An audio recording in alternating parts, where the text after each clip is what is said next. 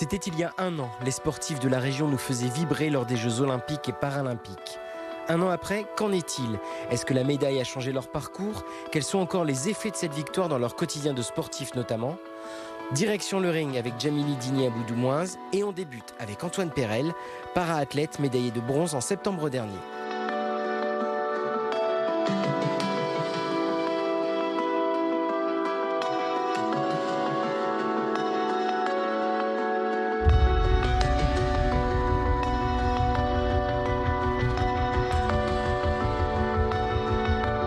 Antoine, un an après cette médaille de bronze aux Jeux Olympiques, bon, elle est où cette médaille? Elle est tout simplement près de moi. Toujours très fier de la montrer, de la partager avec le public.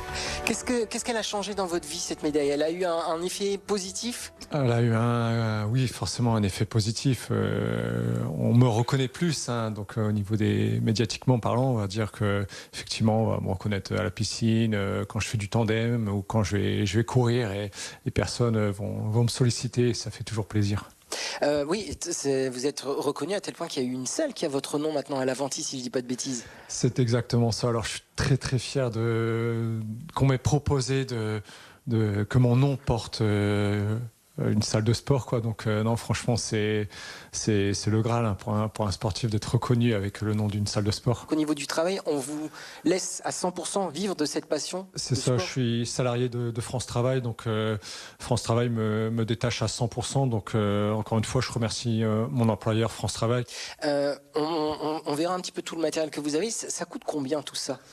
Alors, ça chiffre, une année sportive, c'est à peu près 80-85 000 euros l'année. Le tandem, ça change tous les 2-3 ans, donc c'est un budget entre 20 et 25 000 euros juste pour la partie tandem. Après, il y a la combinaison néoprène qui coûte entre 800 et 1000 euros. Donc, les baskets à changer régulièrement, puisque j'ai pas d'équipementier malheureusement, donc tout ça, c'est un coût. Voilà, donc pas d'équipementier, pas de sponsor, c'est pas... Maintenant que vous avez une médaille, c'est pas plus facile? Alors au niveau sponsoring, c'est pas forcément plus facile. Je suis quand même bien soutenu par la Caisse d'épargne depuis maintenant 2020. Donc je suis très très content et c'est un des seuls partenaires financiers qui m'a fait confiance. Il y a 2 ans, il y a Citrus qui est arrivé aussi en tant que sponsoring financier. Ça veut dire que après cette médaille, les sponsors sont pas venus vers vous, ou alors c'est vous de faire les démarches? C'est pas naturel, si je puis dire, pour un sponsor? Non, c'est pas naturel malheureusement. Alors je sais pas si c'est le domaine de l'handicap qui freine les entreprises. J'ai bien peur que si, malheureusement, qu'on en soit encore là en France, que le parasport n'est pas forcément du haut niveau à leurs yeux. Et en fait, au final, on a prouvé à Paris que les spectateurs, les Français étaient derrière nous, mais les entreprises ont encore du mal à faire ce pas. Mais comment est-ce qu'on explique ce retour en arrière? Puisque, en effet, on peut rappeler, les para-athlètes ont ému les Français. On se souvient, Aurélie Aubert à la Boschia, Kevin Lequin France Cyclisme. C'est déjà fini, en fait, tout ça? On a gardé les belles choses. Paris, c'était magnifique. Paris, c'était extraordinaire. Mais au fait, l'héritage des Jeux, c'est en train de s'écrouler petit à petit, jour après jour. On oublie ce qu'on a vécu et c'est bien ça qui est dommage. On a fait 187 médailles olympiques, paralympiques et on oublie au fur et à mesure ces 187 médailles, ces athlètes qui ont fait briller la France par leurs médailles, par leurs performances. Et c'est bien ça qui est dommage, au fait. Est-ce que vous pouvez nous rappeler un petit peu votre handicap, qu'on comprenne aussi à quel point aussi ce que vous faites quand vous remportez une victoire, c'est surhumain, quoi? Alors moi, je suis déficient visuel, donc j'ai une dystrophie congénitale des cônes. Pour la pratique du sport, donc c'est le triathlon, le paratriathlon pour les personnes en situation de handicap. Aujourd'hui, vous allez faire l'entraînement avec Nicolas. Il y a combien de guides qui vous suivent? Alors j'ai la chance d'être soutenu par pas mal de guides d'entraînement, j'appelle ça. Alors c'est des amis avant tout. Donc Nicolas fait partie de ma préparation pour être au top de ma forme. Donc c'est un guide d'entraînement et heureusement qu'il est là puisqu'il me permet de faire du tandem puisque je peux pas faire du vélo solo. Donc grâce à eux, ça me permet de sortir de chez moi tout simplement et de faire des entraînements de très bonne qualité. C'est pas évident, ils ont une vie de famille aussi, tout comme moi, mais eux, la seule chose qui qui n'ont pas, c'est d'être professionnels dans le domaine. Alors j'essaye de leur rendre un retour des choses en participant à des interviews, à les mettre aussi en lumière, parce que c'est grâce aussi à eux que je suis en devant de la scène. Donc j'essaye de faire le maximum pour leur remercier de la reconnaissance qu'ils ont envers moi. On va suivre votre entraînement. On va d'abord aller à la piscine Aqualis, à Aire-sur-la-Lys. Après, il y aura donc le vélo et puis vous allez courir un petit peu. Il y a le vélo, il y a le tandem. Et le tandem, il a fait un petit peu l'actualité ces derniers temps. Vous avez encore eu un petit souci avec lui. C'est quoi son problème à votre tandem? Alors le souci, moi, dû à mon handicap, j'ai pas le permis de conduire, je peux pas me déplacer tout seul, donc je suis obligé de prendre le train avec mon matériel. Et mon matériel, c'est le tandem. Il est rangé en soute, dans une housse tandem.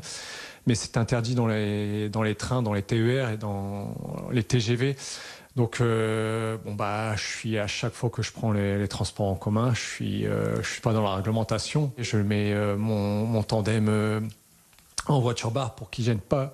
Mais quand le contrôleur vient, je veux dire, il y a discussion, c'est facile. Mais là, tout récemment, vous avez de nouveau eu une amende, parce que c'est pas la première fois. C'est ça, en fait, le contrôleur m'a interdit de monter dans le train.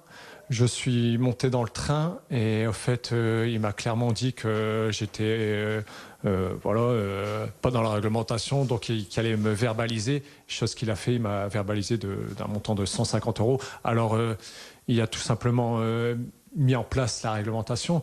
Mais moi, ce que je veux, c'est juste trouver une solution en tant que sportif professionnel qui est obligé d'utiliser les transports en commun pour voyager avec son matériel.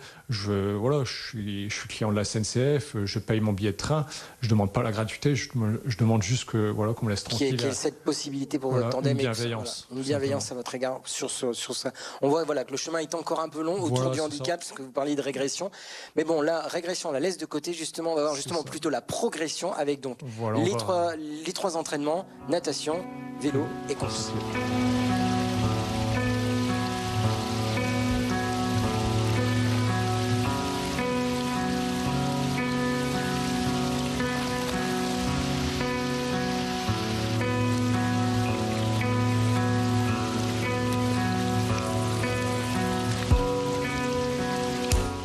C'est un quatrième sport aussi, il faut s'entraîner à l'enlever le plus rapidement possible pour pas perdre de temps. Donc c'est pour ça que des fois à la piscine, je mets la combinaison et je m'entraîne à nager avec et à la retirer le plus rapidement possible.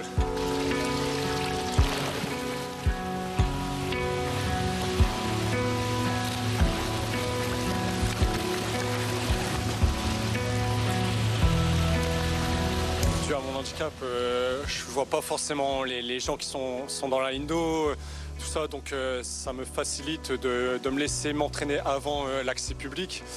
Donc faut mettre ça en place.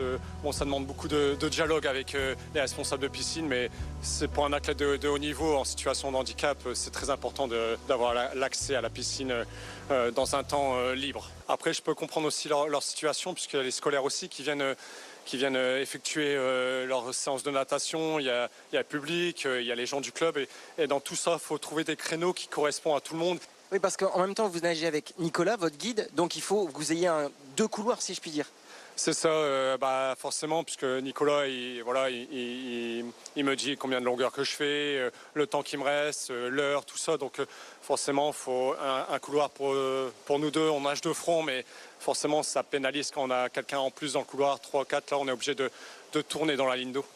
Bon, on va essayer de ne pas vous laisser trop vous refroidir et on va partir pour pédaler un petit peu, si j'ai bien compris. C'est ça, là, on va prendre la direction la maison pour retrouver notre tandem et pour faire la séance vélo.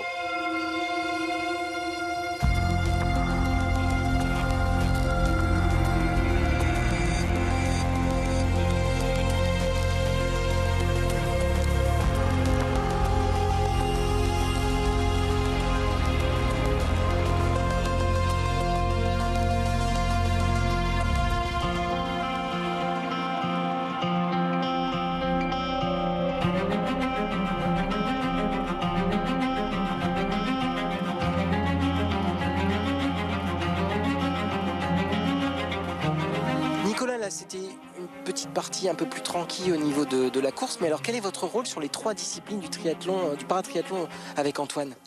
C'est pouvoir tout simplement l'aider, je veux dire, dans les 3 disciplines à améliorer sa synchronisation et le ramener vraiment dans un pic de forme juste avant les compétitions.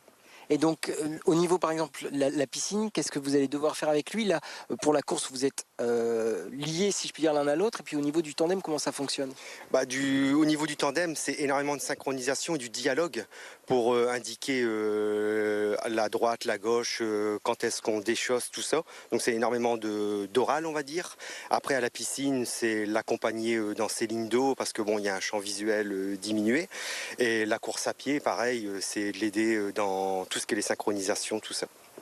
Antoine évoquait le fait que voilà, les athlètes, les para-athlètes souffraient un petit peu d'un manque de reconnaissance et les guides aussi. Est-ce que vous le ressentez ou est-ce qu'il vous manque quelque chose en tant que guide, un des guides d'Antoine? En question reconnaissance, moi j'ai toute la reconnaissance d'Antoine et c'est aujourd'hui, c'est le bonheur que j'ai, c'est l'amitié que j'ai avec lui, la reconnaissance qu'il a envers moi. Après, j'attends pas plus de reconnaissance, je veux dire, d'autres organismes. Quand il monte sur un podium, c'est ça la récompense qu'il me donne en fait. Antoine, on vous a suivi donc sur votre préparation complète, mais à l'origine, vous étiez plutôt lancé dans le para-athlétisme et le saut en longueur. Vous avez même concouru à Pékin en 2008. Alors, pourquoi est-ce que vous avez changé et qu'est-ce que ça vous a apporté, le saut en longueur en para-athlétisme, pour le paratriathlon? Tout simplement, la reconversion s'est fait, on va dire, naturellement. Suite à ma non-sélection aux Jeux de Rio, j'ai décidé de tourner la page après plus de 10 ans en para-athlétisme. Et je me suis tourné vers le paratriathlon parce que j'ai un copain qui pratiquait et il m'a dit tiens, essaye. Et puis au fait de fil en aiguille, j'ai pris goût et j'ai pris beaucoup de plaisir dans ce que je faisais, même si je suis pas nageur de base, il fallait beaucoup travailler. Et puis c'est devenu naturellement. Et puis au bout de 3 ans, j'ai décroché ma première sélection au championnat du monde en 2019. Et puis ça m'a ouvert les portes vers la préparation des Jeux paralympiques.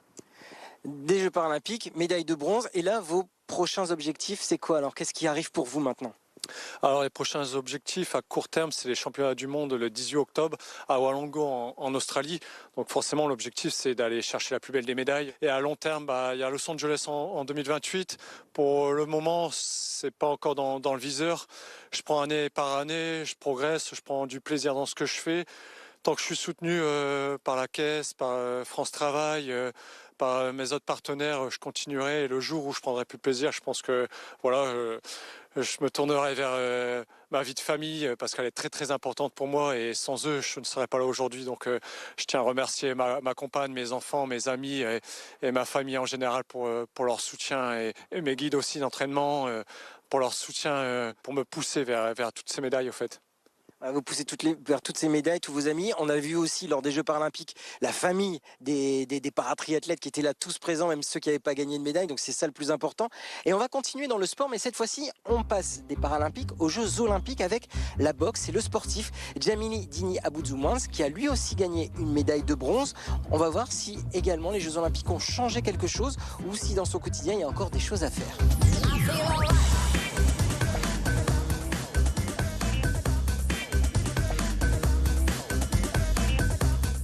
Bonjour Djamili. Bonjour. On vous retrouve ici à Coudekerque-Branche, dans cette salle. Cette salle où vous avez tout vécu, vous avez commencé ici, c'est ça? C'est ça, j'ai commencé ici en 2010 en tant que loisir et depuis j'y suis. On va dire je suis un ancien des adhérents de la salle, mais voilà, on a continué jusqu'à aujourd'hui être médaillé. Alors il y a une chose qui est très marquante directement, c'est qu'on arrive, il y a une fresque. Une fresque, on peut reconnaître des visages, Mike Tyson, Mohamed Ali, Sylvester Stallone, et il y a une 4e personne, c'est vous. C'est bien moi. C'est vous, c'est marquant d'avoir dans cette salle où vous avez fait toutes vos gammes, appris la boxe, mis les gants pour la première fois, d'avoir votre visage sur ce mur. C'est ça, c'était un peu une sorte de reconnaissance. Après ça a été pensé par mon coach Karim, la fresque. Je ne sais pas si vous voyez les anneaux olympiques. Et il y a aussi sa tête en bas. Je ne sais pas si vous voyez. Sa tête en bas qui vous regarde. Simamadi. Ça a été pensé par lui dans la direction. On regardait les yeux vers les Jeux olympiques. Et donc, au final, il avait raison. Peut-être. Il avait la vision, peut-être. Et au final, j'ai participé aux Jeux olympiques de Paris et j'ai remporté cette médaille. On y reviendra justement dans quelques instants sur les JO, surtout votre parcours. Pourquoi est-ce que vous avez commencé la boxe? Qu'est-ce qui vous a poussé dans la boxe J'aimais bien les sports de combat. J'aimais bien le sport de combat, j'aimais bien le judo, j'aimais le karaté. Et avec des amis, avec une bande de copains, parce que j'ai un ami, son frère faisait de la boxe ici. Et donc il nous a emmenés ici à la salle. Je me rappelle, c'était le premier jour de la Coupe du Monde en 2010. Du coup, j'ai aimé. Et depuis, j'y suis. Il y a beaucoup de souvenirs à chaque fois que vous passez les portes de cette salle, des souvenirs qui remontent des moments forts de cohésion, d'amitié, de sport, de détresse aussi peut-être. Bien sûr, je repense à tout le parcours que j'ai pu effectuer dans mes débuts où moi je suis arrivé en tant que loisir. De base c'était pour perdre un peu de poids, histoire d'être en forme. Et du coup je repense à toutes ces années où j'ai travaillé, je me suis entraîné, mes premiers championnats de France, mes premiers combats. À quel moment vous avez su que vous aviez un potentiel pour le haut niveau, pour la boxe de haut niveau? Du deuxième titre de champion de France en 2017, où je pense qu'on a pensé, on s'est dit bon, pourquoi pas viser le haut niveau, commencer par des petits tournois, des petits PAPI, et à partir de 2017, j'ai eu ma première sélection en équipe de France. Ça a été les championnats d'Europe des moins de 22 ans et j'ai fait médaille de bronze. Et donc depuis, le staff de l'équipe de France m'a convoqué et j'ai continué sur cette lancée. Alors je vous propose, Djamili, de continuer à découvrir votre salle ici à Coudekerque-Branche. Vous êtes né aussi à Grande-Synthe, donc vous êtes un pur nordiste. Pur nordiste. Il y a un vrai côté local, côté dunkerquois important. On va continuer justement à avancer. Donc là, il y a votre médaille. Oh, on y viendra. C'est la représentation de votre médaille olympique. Et surtout ici au sein du club de Coudekerque, il y a toutes ces photos. Alors il y a vous évidemment médaillé, mais il y a aussi votre parcours, votre évolution au sein de ce club de Coudekerque. Vous pouvez voir là, c'est le deuxième combat en junior ici à Coudekerque. Et vous pouvez voir mon histoire, l'histoire du club aussi. Donc je suis pas le seul à avoir marqué l'histoire de ce club. C'est justement, on va venir maintenant sur les Jeux Olympiques de 2024 à Paris. Quel souvenir vous gardez aujourd'hui de cette médaille de bronze, un souvenir qui restera toute votre vie? Souvenir, c'était le podium, la remise des médailles. C'est le plus marquant pour vous? C'est le plus marquant. Dès que j'ai reçu la médaille, j'ai repensé à tous ces années de sacrifices, les blessures, la non-sélection pour les Jeux de Tokyo, les défaites, les victoires. Et aujourd'hui, avoir pu remporter cette médaille de bronze à Paris, pour la ville de Coudekerque, pour la ville de Dunkerque, ça fut un plaisir. Alors ce que je vous propose, Djamili, c'est qu'on regarde tout de suite un sujet qui avait été fait il y a 1 an par nos confrères d'RMC Sport sur votre retour à Coudekerque-Branche, un retour évidemment en héros dans votre ville. Il est arrivé sous les confettis et les coups de klaxon, preuve d'un changement de statut. Hier, le tout récent médaillé olympique Djamili Dini Aboudou était de retour dans son club de boxe avec une promesse tenue. Ce que j'avais promis, c'est tout donner, j'ai donné le meilleur de moi-même. Et je suis venu avec la médaille de bronze, donc je vous remercie pour le soutien tout au long de cette compétition. Et merci encore. Voilà.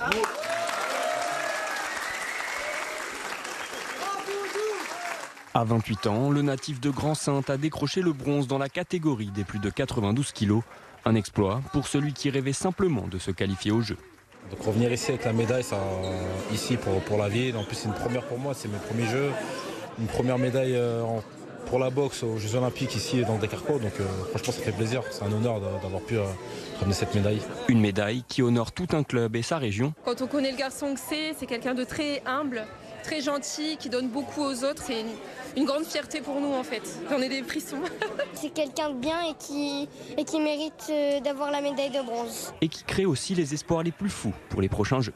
Je lui ai fait un dessin pour l'encourager et pour qu'en 2028 il aille chercher la médaille d'or. Pour l'heure, place au repos et aux vacances pour le boxeur. Viendra ensuite le temps du choix, poursuivre dans le monde amateur ou rejoindre une organisation professionnelle. Rien n'est encore arrêté. Djamili, cette médaille qu'on a vue dans le sujet, vous l'avez avec vous aujourd'hui, vous pouvez nous la montrer. Elle symbolise beaucoup de choses pour vous aujourd'hui. Et là, ça représente sacrifice, l'entraînement, la sueur et tout ça dans une médaille. Donc c'est une fierté, je suis content d'avoir pu remporter cette médaille pour la ville et pour le club et pour moi aussi, pour ma famille. Alors on parle au début de ce sujet qu'on vient de voir d'un changement de statut, que vous allez passer d'un autre statut. C'est le cas. Est-ce qu'aujourd'hui vous sentez que votre statut a changé depuis votre médaille?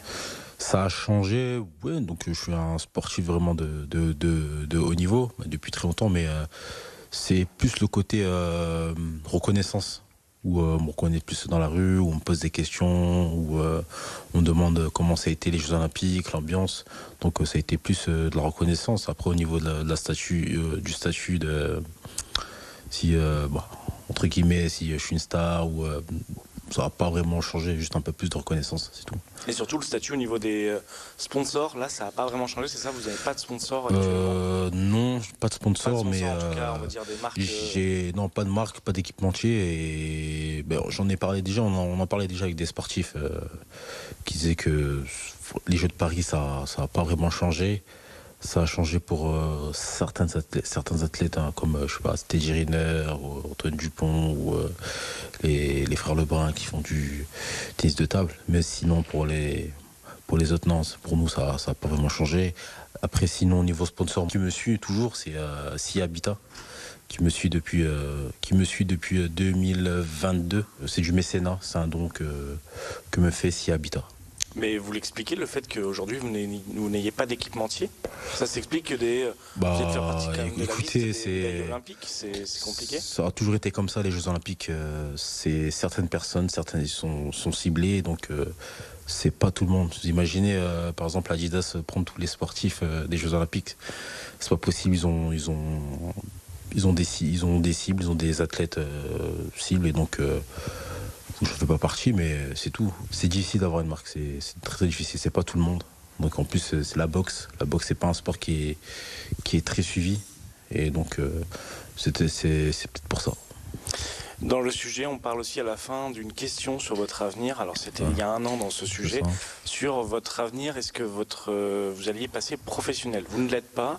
Non. Est-ce que vous pouvez nous expliquer aujourd'hui pourquoi vous n'êtes pas un boxeur professionnel? Vous êtes toujours dans la boxe olympique. Je suis toujours dans la boxe olympique parce que déjà j'aime ça, j'aime le sport olympique, j'aime représenter la France, j'aime représenter ma ville. Et aussi parce que j'ai pas été approché par le promoteur, et en France c'est difficile de passer. Tout ça, c'est des manques d'opportunités? Ouais, des manques d'opportunités ou bien... De choix, mais c'est un choix aussi. Un choix aussi pour moi, parce que j'aime le sport olympique, la boxe amateur, mais on n'a pas eu d'opportunité. Si demain une opportunité vient vers moi, on réfléchira et pourquoi pas, on passera pro avec le coach. Il y a aussi un domaine important, c'est le domaine médical. Vous êtes blessé récemment au bras, vous allez devoir vous faire opérer. Il y a eu des blessures tout au long de votre carrière, le coude aussi juste avant les Jeux. C'est compliqué en tant que boxeur dans le monde amateur, parce que la boxe olympique reste amateur, d'avoir un encadrement médical, d'avoir un suivi médical digne d'un athlète professionnel. Alors avant les Jeux, j'ai eu une petite blessure, c'était de l'usure, hein, c'était au niveau du coude. Donc on a la chance d'être accompagné par la Fédération française de boxe qui prennent en charge un peu les opérations, donc, et qui prend en charge aussi tout ce qui est aspect médicaux, tout ce qui est réathlétisation, qui est aussi les séances de kiné. Donc on a la chance d'être suivi et d'être accompagné par la fédération. Il y a une chose qui a été assez frappante dans les plusieurs réponses que vous avez données aujourd'hui, c'est le fait que vous avez beaucoup mis en avant votre ville Coudekerque. Il y a un vrai attachement à la ville par rapport à votre retour. Vous êtes employé municipal au sein de la ville, vous êtes animateur pour la jeunesse. C'est important pour vous d'agir pour la jeunesse de Coudekerque? Bien sûr, hein, je suis un peu un modèle pour la ville de Coudekerque et mettre en avant aussi la ville, parce qu'on n'a pas la chance d'avoir des médaillés. Ça arrive pas souvent et même presque jamais. Donc j'ai eu la chance d'avoir cette médaille de bronze, et pour moi c'est un moyen aussi de mettre un peu la lumière sur la ville. C'est une reconnaissance, parce que si j'ai un emploi à la ville, donc je me dois aussi de représenter au mieux la ville de Coudekerque. J'ai eu certains témoignages de personnes qui sont venues me voir, qui me disent moi j'ai aimé ton parcours, j'ai aimé comment tu parlais dans les interviews, donc pour moi tu es un peu un modèle, donc j'espère que tu vas continuer. Donc c'est toi qui m'as emmené à faire cette voie vers la boxe, et donc j'en ai eu pas mal de témoignages qui me disaient que grâce à toi j'ai commencé à la boxe, je me sens mieux, etc. Donc pour moi je suis comme un modèle, je suis un modèle pour tout le monde, donc je dois donner l'exemple. En tant que boxeur, quelles sont les prochaines échéances à venir pour vous, avec sans doute 2028, les JO Déjà l'objectif 2028, et ensuite c'est de bien se remettre déjà en jambes et se remettre compétitif, de retrouver le haut niveau. Mais pour l'instant on va aller étape par étape, petit à petit, Et en espérant être en forme et en espérant avoir son ticket, déjà être sélectionné pour les qualifications de 2028 déjà. Parce qu'avant ça, il y a des étapes, il va y avoir les France, il faudra montrer que tu es toujours le numéro 1. Donc déjà, retrouver la santé, être performant et ensuite retrouver les chemins du ring. Vous avez hâte? J'ai hâte. Fin aussi.